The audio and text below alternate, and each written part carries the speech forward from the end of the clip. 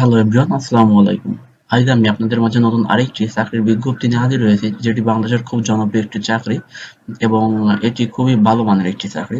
তো সেক্ষেত্রে রিকোয়েস্ট করব সম্পূর্ণ ভিডিওটি দেখবেন, আশা করি সম্পূর্ণ বিষয়বস্তু বুঝতে পারবেন। তো চলুন, টাইম না নষ্ট করে শুরু করা যাক।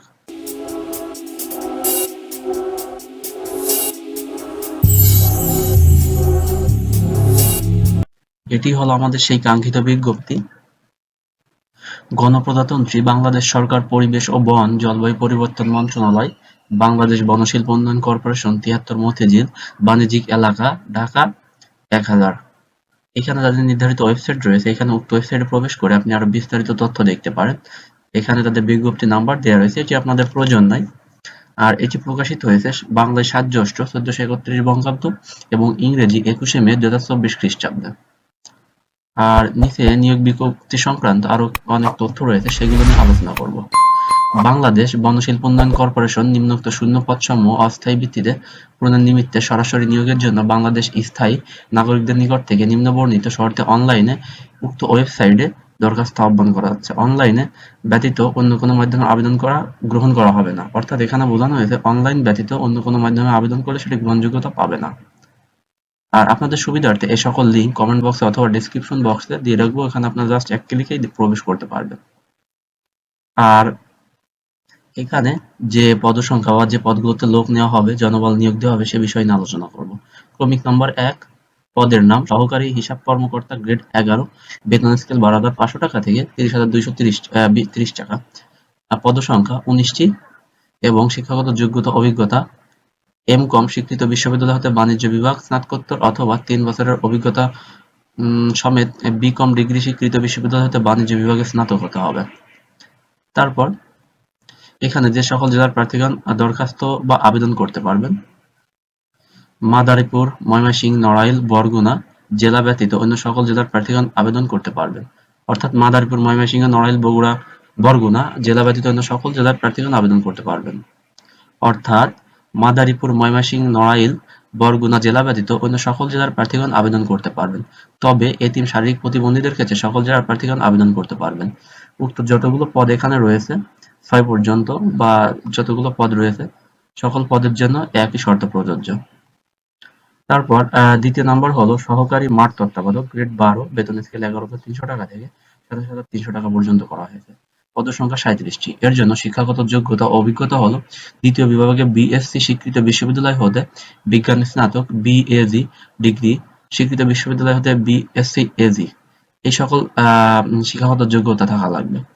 তারপর তৃতীয় নম্বরে উচ্চ বিভাগের সহকারী প্রশাসন, গ্রেড ১৪, বেতন স্কেল ১০,২০০ টাকা থেকে ২৪,৬৮ টাকা পর্যন্ত। পদসংখ্যা ১৪টি।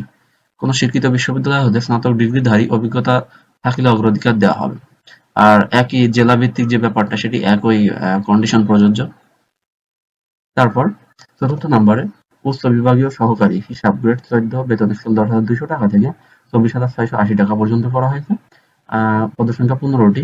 বি.কম ডিগ্রি স্বীকৃত বিশ্ববিদ্যালয় হতে বাণিজ্য স্নাতক অভিজ্ঞতা থাকলে অগ্রাধিকার দেওয়া হবে।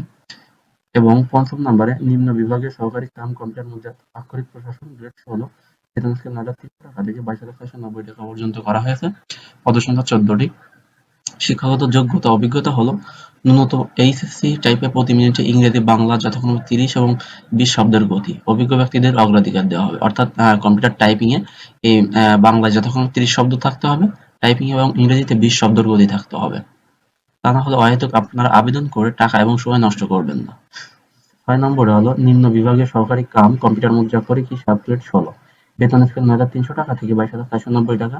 পদসংখ্যা ১৩টি। টাইপে প্রতি মিনিটে ইংরেজি বাংলা যথাক্রমে ৩০ ও ২০ শব্দের গতি সম্পন্ন। তৎসহ এইচএসসি বাণিজ্য হতে হবে, অর্থাৎ এইচএসসি পাস থাকতে হবে, অর্থাৎ উচ্চ মাধ্যমিক, এবং বাণিজ্য বিভাগের ছাত্র হতে হবে এবং বাংলায় ৩০টা শব্দ এবং ইংরেজিতে ২০টা শব্দের গতি থাকতে হবে কম্পিউটার কিবোর্ডে টাইপিং এ। এটাই ছিল মূল বিজ্ঞপ্তির বিষয়বস্তু। আর এখানে কিছু নির্ধারিত এবং নির্দিষ্ট বিষয়বস্তু রয়েছে, যেগুলো আসলে না বললেই নয়। মূল বিষয়বস্তু নিয়ে আলোচনা করছি শুধু। বিজ্ঞপ্তি জারির তারিখ হতে আবেদনকারী সকল সাধারণ প্রার্থীর বয়স ১৮ থেকে ৩০ বছরের মধ্যে হতে হবে। বীর মুক্তিযোদ্ধা, শহীদ বীর মুক্তিযোদ্ধা পুত্র-কন্যা এবং শারীরিক প্রতিবন্ধীদের ক্ষেত্রে বয়সসীমা সর্বোচ্চ ৩২ বছর।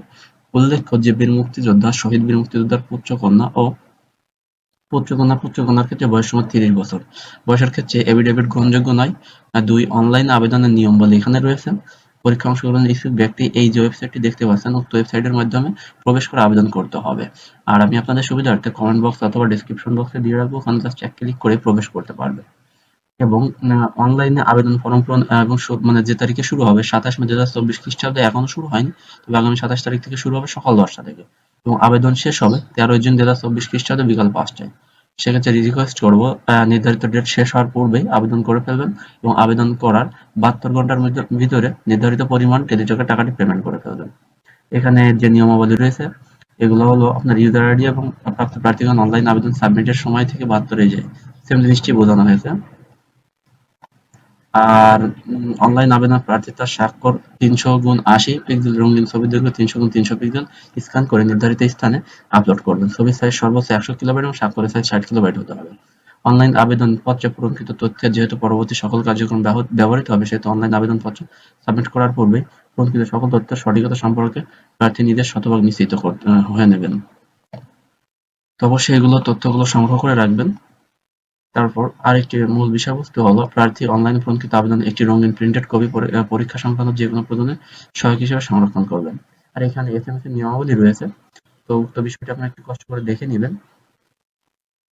আর যদি কোথাও বুঝতে সমস্যা হয় তাহলে কমেন্ট বক্সে জানাবেন, আমি আপনাদের যথাসম্ভব হেল্প করব।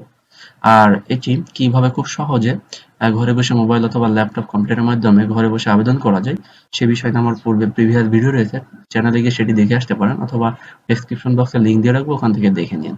আর যদি কেউ আমার মাধ্যমে আবেদন করাতে চান তাহলে অবশ্যই আমার সাথে যোগাযোগ করবেন, আমি আপনাদের আবেদনটি সঠিকভাবে করে দিব। তো আজ এ পর্যন্তই। আপনাদের সুবিধার্থে কমেন্ট বক্সে অ্যাপ্লাই লিঙ্ক এবং পিডিএফ লিঙ্ক দিয়ে রাখবো, জাস্ট অন ক্লিকে প্রবেশ করে আপনি আপনার কাজটি সম্পাদন করে নিতে পারবেন অথবা ডেসক্রিপশন বক্সেও সেম লিঙ্কটি পেয়ে যাবেন। তো পাশে থেকে চ্যানেলটি সাবস্ক্রাইব করবেন, লাইক কমেন্ট করবেন এবং বন্ধুদের মাঝে শেয়ার করবেন এবং এরকম ইনফরমেটিভ ভিডিও পেতে অবশ্যই পাশে থাকবেন। তো আজ এ পর্যন্তই, ভালো থাকবেন। আসসালামু আলাইকুম।